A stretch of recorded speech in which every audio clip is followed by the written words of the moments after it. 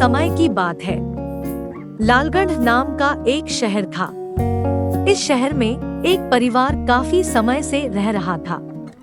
इस परिवार में मिहिर अपने पत्नी और 2 बच्चों के साथ रहता था। मिहिर फल बेचने का काम करता था। वह हमेशा अच्छे और ताजे फल बेचता था। सारे लोग उसके फल की तारीफ करते थे। मिहिर ईमानदार होने के साथ साथ नेक दिल इंसान भी था, जिसके कारण शहर के बहुत सारे लोग उसको पसंद करते थे। मिहिर की पत्नी का नाम लाली देवी था। वह एक सरकारी नौकरी करती थी और अपने घर का सारा काम भी संभालती थी।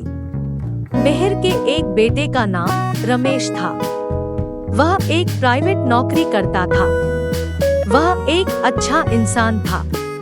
वह अपनी नौकरी ईमानदारी और दिल लगाकर करता था, जिसके कारण ऑफिस के सारे लोग उसको पसंद करते थे। मिहिर के दूसरे बेटे का नाम सुरेश था। वह एक सरकारी नौकरी करता था। घर के कामों में भी मदद करता था। सुरेश भी एक अच्छा और नेक दिल इंसान था। अपना ऑफिस का काम ईमानदारी और लगन से करता था।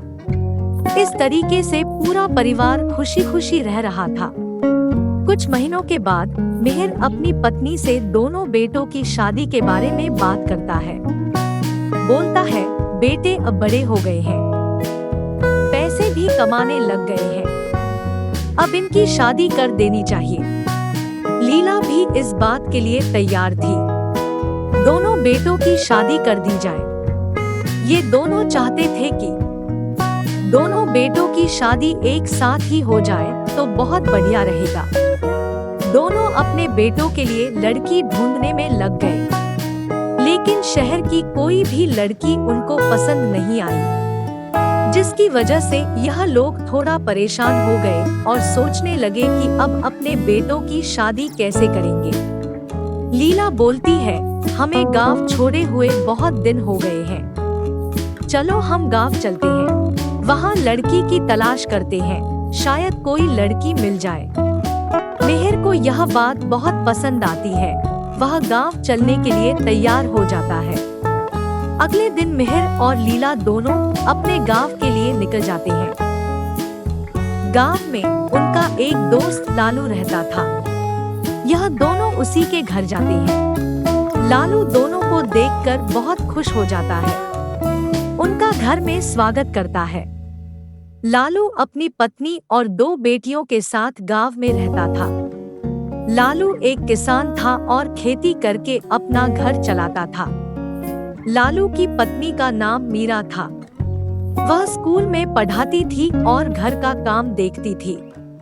लालू की एक बेटी का नाम रेखा था। दूसरी बेटी का नाम शिक्षा था। दोनों ही पढ़ने में बहुत तेज थी। वे दोनों अपनी पढ़ाई पूरी कर चुकी थी। लालू भी अपनी दोनों बेटियों के लिए लड़की देख रहा था। इसी तरीके से लालू और उसकी पत्नी खुशी खुशी जीवन बिता रहे थे। लालू अपने दोस्त मिहिर को अपने घर में बुलाता है। उसकी पत्नी खाने के लिए नाश्ता लेकर आती है। सब लोग नाश्ता करते हैं। पुरानी यादें ताजा करने लगते हैं। बातों ही बातों में मिहिर अपने दोनों बेटों की शादी के बारे में बताता है। लालू यह सुनकर बहुत खुश हो जाता है। उसकी दोनों बेटियों के लिए अच्छे लड़के मिल गए हैं। वह अपनी दोनों बेटियों को बुलाता है। दोनों बेटियों से शादी के बारे में बताता है। उसकी दोनों बेटी शादी के लिए तैयार हो जाती है। कुछ महीनों के बाद मिहिर दोनों बेटों की लालू की दोनों बेटियों से शादी करवा देता है। सब लोग खुशी खुशी रहने लगते हैं। शादी के कुछ दिनों के बाद रेखा और शिक्षा दोनों ही अपने पतियों से बोलती है, हमें भी नौकरी करनी है। हमने इतनी पढ़ाई की है, इस पढ़ाई का क्या फायदा। दोनों के पति नौकरी करने के लिए तैयार हो जाते हैं, लेकिन वे बोलते हैं, पहले मेरी माँ से बात कर लो। दोनों इस बात के लिए मान जाती है। अगले दिन रेखा और शिक्षा दोनों ही लीला देवी के पास जाते हैं। वे लीला देवी से बोलती है, हमें भी नौकरी करनी है।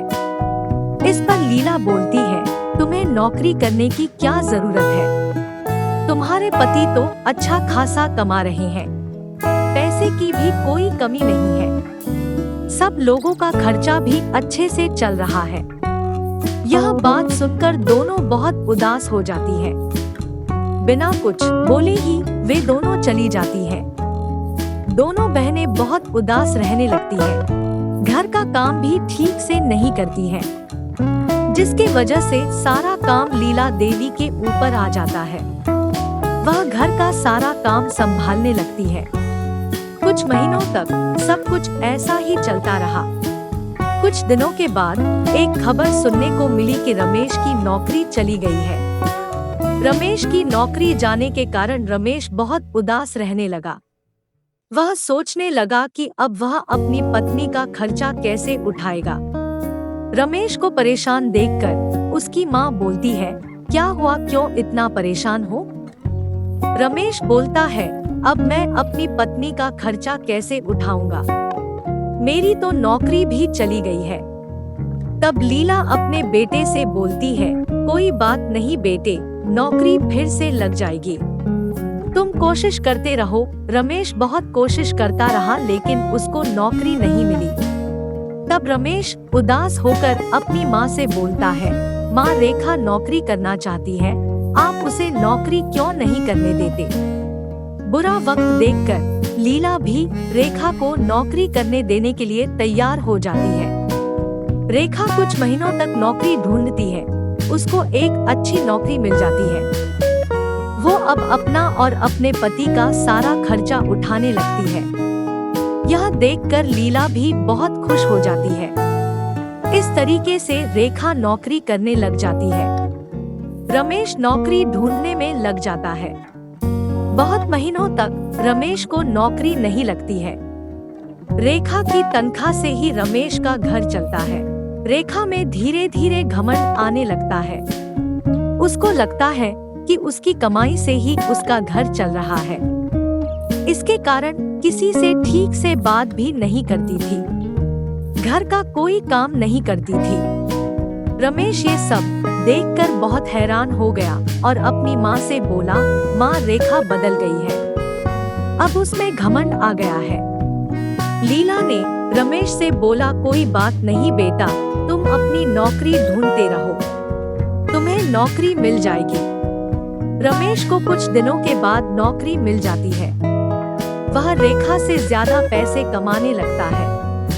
वह सारा खर्चा उठाने लगता है। रेखा का घमंड अभी भी नहीं गया था। रेखा का घमंड बहुत बढ़ गया था। उसको लगता था वह अपने पैसे से पूरा घर संभाल लेगी। उसने रमेश से बोला, हम इस घर में नहीं रहेंगे, हम किराए का मकान ले लेते हैं, अब हम उसमें रहेंगे, मुझे इनके साथ अब नहीं रहना। यह बात सुनकर रमेश परेशान हो गया। अब मैं क्या करूं? उसने अपनी माँ से यह बात बताई तो माँ बोली, बेटा तुम अपनी पत्नी की बात मान लो, बाकी सब समय पर छोड़ दो। अगले दिन ही रेखा और रमेश दोनों घर को छोड़कर चले जाते हैं, किराए के मकान में रहने लगते हैं। लीला और मिहिर दोनों बहुत परेशान होते हैं, लेकिन कुछ नहीं कर पाते हैं। सुरेश भी यह सब देखकर बहुत परेशान हो जाता है। सब लोगों की जिंदगी ऐसे ही चलती रहती है। रेखा जहां नौकरी करती थी, वहां पैसों की कमी आने लगी। लोगों को नौकरी से निकाला जाने लगा। कंपनी के मालिक ने रेखा को भी बता दिया कि अब तुम्हें नौकरी छोड़नी पड़ेगी। यह सुनकर रेखा बहुत दुखी हो गई। अब मैं क्या करूंगी? मैंने तो अपना घर बार छोड़कर किराए पर घर ले लिया है। वह बहुत दुखी और परेशान हो गई। जब वह घर आई तो उसने रमेश को सारी बात बताई। रमेश ने बोला कि कोई बात नहीं, फिर से नौकरी लग जाएगी। फिर रमेश बोलता है, कभी भी घमंड नहीं करना चाहिए, घमंड आदमी को बर्बाद कर देता है। इतना कहने के बाद रेखा को अपनी गलती का एहसास हुआ। उसने रमेश की माँ से माफी मांगने के लिए बोला। दोनों घर आ जाते हैं। रेखा लीला से माफी मांगती है। रेखा बोलती है, माँ मुझे माफ कर दीजिए।